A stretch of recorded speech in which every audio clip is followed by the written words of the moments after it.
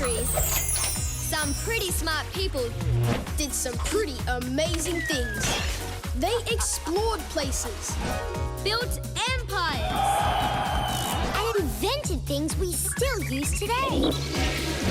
Some people call that history. We call it fun. Because we're the History Hunters. Welcome to History Hunters. The show where she And he and all our history hunters out there work out all the groovy ways that history has made our lives what they are today. So when are we today? With the inventors of the marathon, the modern Olympics, ancient Greece, yippee! Keep running. Only another 41.5 kilometres to go. They were the world's first mathematicians, getting tricky with triangles and proving all sorts of theories. The Greeks were obsessed with water and did a lot of thinking in the bath. They were the world's first actors, putting on dramatic plays in massive outdoor arenas. And they invented the Olympics. Now that's going for gold. The alphabet, architecture, democracy, you name it, the Greeks probably had something to do with inventing it. Skateboarding? Okay, maybe not that. They might have been geeks with some crazy ideas, but all cheek to the Greeks. Without them, we'd be nothing. So let's go back to ancient Greece. Ancient Greece wasn't one country. It was a whole bunch of what they called city-states and colonies. Like Athens, Sparta and Olympia. And they had their fair share of celebs, but they weren't movie stars or millionaires. No way. To be famous, you had to be something far more glamorous. Like a mathematician or a scientist. Or a philosopher.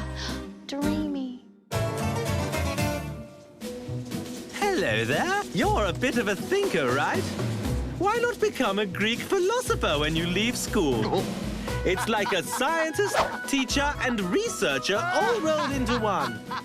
You'll need to think about everything, come up with big ideas, and then test them out. Just like the founder of modern medicine, Hippocrates.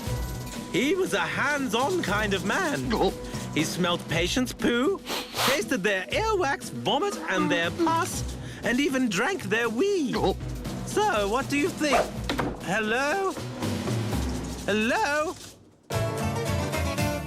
One of the greatest thinkers of all time was the Greek philosopher Aristotle. He spent his life coming up with inventions to make life in ancient Greece smarter. Long before submarines or scuba diving, Aristotle worked out how people might be able to explore the oceans. How? Well, I'll show you.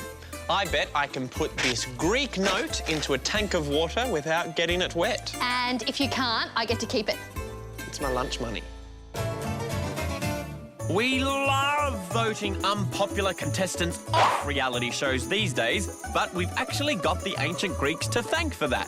They were the first to give people the power to vote. OK, so women, children and slaves weren't included, but everyday men could be elected to council and had a say in popular issues. It was the foundation of modern democracy. The Greeks could also vote their least favourite politician into exile for 10 years. Tough call, but that's politics. Matt thinks he can put Greek money in water without it getting wet. I'm going to show how Aristotle worked out how humans could possibly breathe underwater. And don't forget, if it gets wet, I get the big bucks. I've stuck the note to the bottom of the glass with a piece of sticky tack, and now I push it into the water. Oh, wow. Yep, no matter how long I keep it there, the water won't reach the money, and neither can you. So it's the air pressure inside the glass that keeps the water out? Yep. Long before submarines were invented, Aristotle used the same idea to dream up the very first diving bell.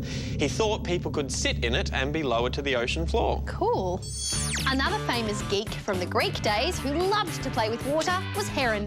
One of his coolest inventions was a water pump that powered itself. A pump is a device that moves water around. It's what makes fountains flow. The fountains you see today are all motorised in some way, but Heron's pump was self-powered. That's the tricky part. How did he do it? Time to call our history hunters to find out.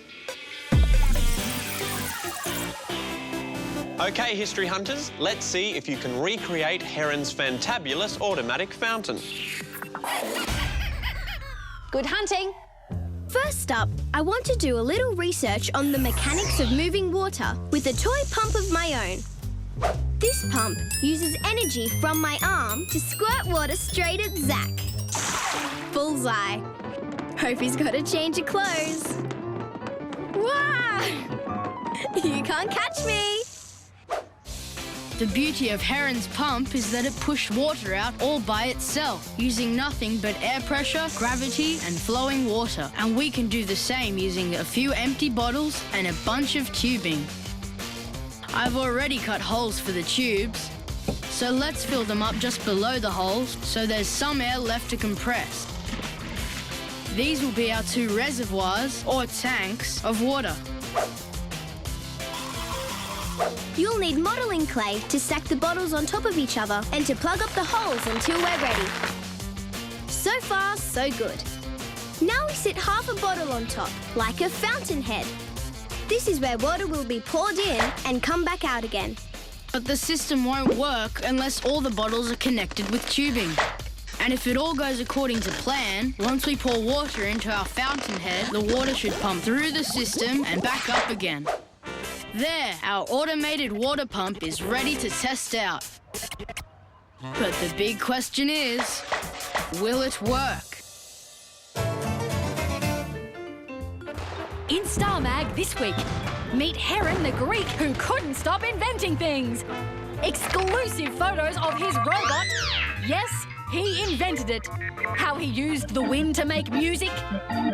His designs for the first vending machine. The first steam engine 2,000 years before it was ever made. His syringe. His fire engine. The list goes on. No wonder the Greeks nicknamed him Hero. Star Mag, out now. Those Greeks sure did think a lot. In fact, another famous Greek scientist, Archimedes, made his greatest discovery while he was in the bath. He was so excited he jumped out of the tub and ran naked through the streets shouting, Eureka! Eureka! Eureka! Eureka! Which means, I found it. Archimedes noticed that as he lowered his body into the bath, the water level rose higher. What Archimedes discovered while he was splashing around was that the force of a submerged object weighs the same as the fluid it pushes out, or displaces. It's called the principle of displacement. Engineers use it to work out how to build a ship that can carry heaps of cargo without sinking. It also explains whether you'll survive a water aerobics class. OK, that last one was not true, but the next time your parents tell you off for spending too long in the bath, tell them you're practicing science. He thought a lot about water. He also came up with something called the Archimedes screw. Screw? As in something from Dad's tool shed? Sort of, but his screw helped lift water. Want to give it a go? Sure. Want to be the coolest kid in maths class? Then get yourself a Greek Geek Pack. Greek Geek Pack includes a Pythagoras propeller hat, geometric glasses, and all the tools needed to measure the volume of your very own toga pocket protector. Use geometry to work out the height of buildings, just like the Greeks, and be like the Greek geek idol himself, Pythagoras, and get tricky with triangles. Go from zero to hero in one easy makeover. Get a Greek Geek Pack today. We've made an Archimedes screw. We've cut the bottom off a water bottle and put a hole near the lid. We've also cut some circles out of card, joined them together with tape, and slid them around a wooden spoon. And put it all together into the bottle. Our Archimedes screw is ready. Instead of moving water, which is harder to see, we're going to move this coloured cereal.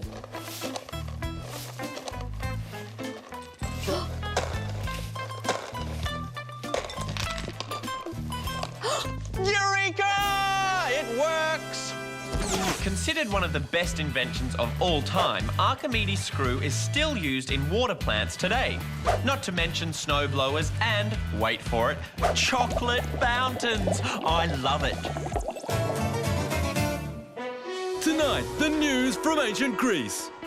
Beware of Greeks bearing gifts. That's the message after the Greek army tricked its way into the city of Troy, only to destroy it soon after.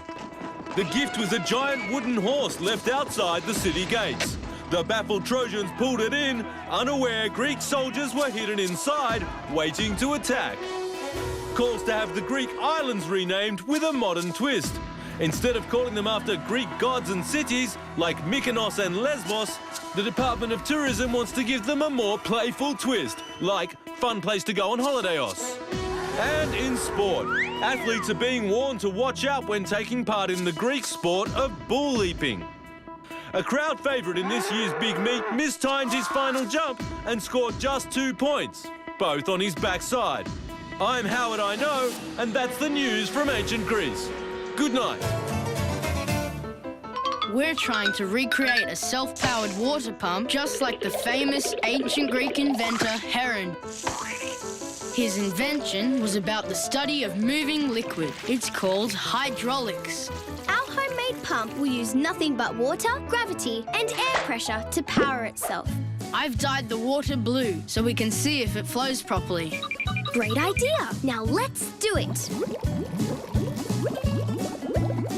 Yes, it's flowing. The blue water travels from the top of our pump to the bottom bottle. Air pressure then pushes the water into the middle bottle, which pumps it back out the top again, kind of like a figure eight. Wow, we did it! We're using water and air to pump water back up again with no motor or power required. No wonder they called Heron our hero. But this pump won't last forever. When the water runs out of our tanks, the pump dries up. That's okay. We'll just fill it up and start again. So I'd say that's mission accomplished. Wipe out! The ancient Greeks had a whole classroom full of gods they believed in. There was Zeus, the almighty god of the sky, rain and lightning. Poseidon, god of the sea. Bartius, the god of toilets. Okay, that last one was made up. There were plenty of girl gods too. The Greeks were so in love with Athena, the goddess of wisdom, they built the Parthenon to honour her. It's one of the world's greatest monuments, still standing today. Welcome to the greatest empire the world has ever known. He's such a show-off. A time of inventions and innovations. So dramatic. And the birth of drama and modern theatre. So when are we today? Ancient Greece. From grand games to smart science, the Greeks were the original drama queens. They wore masks and played games with bones. Is that true? You bet. So get geeky with the Greekies, hunters. The ancient Greeks were thinkers, inventors and science stars whose inventions made life a whole lot easier. Imagine it's 2,000 years ago and you're building the Parthenon in Athens. No machines around. So how do you lift a huge block of stone? Actually, it's a book. With this coat hanger, this cotton spool and some string. Archimedes invented a pulley that helped sailors lift heavy objects. It's a system that's still used today. I've attached a cotton spool to a coat hanger. I've tied some string to my book, looped it over the spool and tied the other end to my pinky. Ah, the perfect pulley. Well, come on then, Paige, show me what you've got.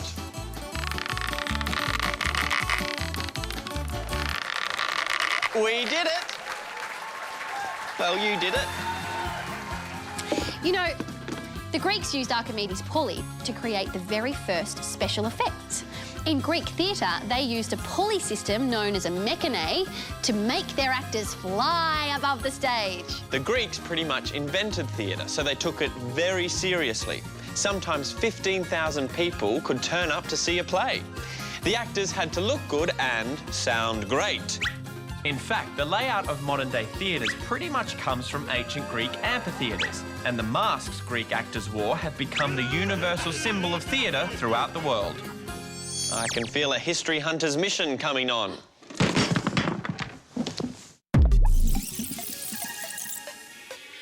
Hunters, your mission today, find out how Greek theatre masks help actors bring out their best performance. Happy hunting. What have these balloons got to do with ancient Greek theatre masks? The Greeks used linen to make their masks, but we can use these balloons to make paper mache ones. Cool! Dip the strips of paper into the glue and stick them over half of the balloon. We'll need to put on a few layers and make sure there are no gaps. Once the glue's dry, pop the balloons. And we're left with a large round shape that fits over our faces. But they're still missing something. Big, over-the-top expressions. The great thing about masks is that you can be anyone. We just have to choose who we want to be. There were no movies in ancient Greece, so theatre became the main form of entertainment. And just like movies today, there was something for everyone. Comedies, action-adventures, romance, and sad tragedies. But ancient Greek audiences didn't have to be quiet like we do in cinemas today. Oh no, if they didn't like a play, they would hiss and throw rotten vegetables. Charming. Imagine what could happen if 15,000 people thought your play was a flop. Things could get a little messy. Food fight! You know, back in ancient Greece, girls weren't actually allowed on the stage. That's true. Only men could perform in the plays. Luckily, some things have changed for the better since ancient Greek days. Well, they might not have been allowed to act, but girls in Greece had plenty of other ways to play. How about a game of goat's ankles? What? Goat's ankles? Well, these days you'd probably call it knuckles or jacks, but Greek kids used the ankle bones from sheep or goats. Here we go. What else have you got in there? Stick around and you'll find out. One more go. Not as good. No. The ancient Greeks' biggest performance is still the most famous event in the modern world, the Olympic Games. The first Olympics were held in Olympia nearly 3,000 years ago, and all the athletes wore exactly the same uniform. Absolutely nothing. It certainly made the high jump interesting. Many ancient Olympic sports are still around today. But it wasn't just sport. Painters and poets battled it out too. The toughest event was the pankration, a type of wrestling. You couldn't poke or bite your opponent's eyes out, but hitting below the belt was above board. Ouch! I never realised ancient Greek kids could have so much fun. After a hard day doing housework or swinging swords at soldier school, they could relax with a bit of hula hooping. Or tackle some tricks with their yo-yos. They even played footy. Here, catch. Is this made what I think it's made from? Yep, it's a blown-up pig's bladder. It's great. Hey, this is pretty much how footballs are still made today. Minus the pig bit, of course. In fact, forget democracy, theatre, science, architecture and the alphabet. My vote for the Greeks' greatest gift to humanity, football! Yes! We're making Greek theatre masks to work out how they helped actors perform in ancient times. We used balloons and paper mache to craft our masks. Now we need to add big over-the-top facial expressions so people right off the back can see what type of character we're playing. Facial expressions told the audience how each character was feeling. My character's gonna be happy, like in a comedy. Mine will be sad, for a tragedy, a sad play. Actors also played more than one character, so we can make a few extra masks with different expressions. Next up, some paint. With only a few actors on stage, they each got to play lots of different roles. Time to decorate our masks. This is Athena, a sweet young village girl. This is Dimitri, Athena's sad old grandfather. And we're done. Now that our facial expressions are exaggerated, what about sound? Masks also help to boost an actor's voice. Remember, they didn't have microphones in those days. So let's try them out. Ladies and gentlemen, I am Jakius, ancient Greek actor at your service. He sounds fine in our backyard, but what about the people sitting right at the back of the theatre? I don't think they're going to be able to hear him. Our Hunter's Greek play is quickly turning into a tragedy. It wasn't just the masks that made the sound so clear in ancient Greek theatre. That's right. It was also where the Greeks staged their plays. So take this sound advice and get thee to an amphitheatre before the final curtain comes down.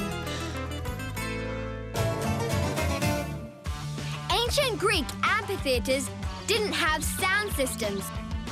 So how did the audience hear the actors?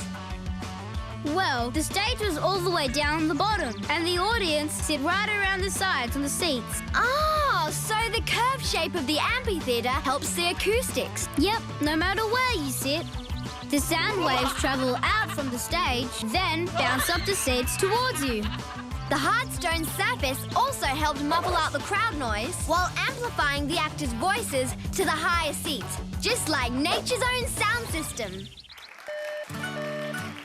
That's my curtain call. I'll take centre stage. And I'll walk right up the back to see if I can hear him.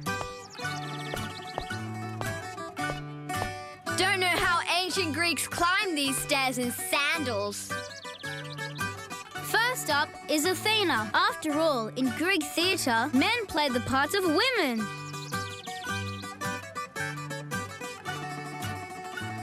Alexander, my love, your words fill my heart with laughter and happiness. The mask shows me he's happy, and I can hear him loud and clear. Okay, Hercules is next, the greedy moneylender. Athena's grandfather owes me money. I shall ride to his village and collect it at once. Oh, he's angry, all right, and it's clear as a bell. Now for Dimitri. I beg of you, I have no money. Paracalo, I ask for mercy. Bravo, Jake, bravo. The masks with their big over-the-top expressions showed me who he was playing. And the amphitheatre with its inbuilt acoustics lets me hear his voice right up the back. With a performance that good, he deserves roses, the ancient symbol of love and beauty. Thank you, say efkaresto. I might not be the world's best actor, but at least history has been hunted.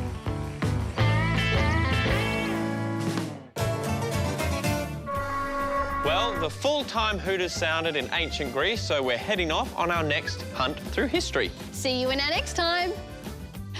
Who knows where? Who knows when? Let's go outside to play. Bye.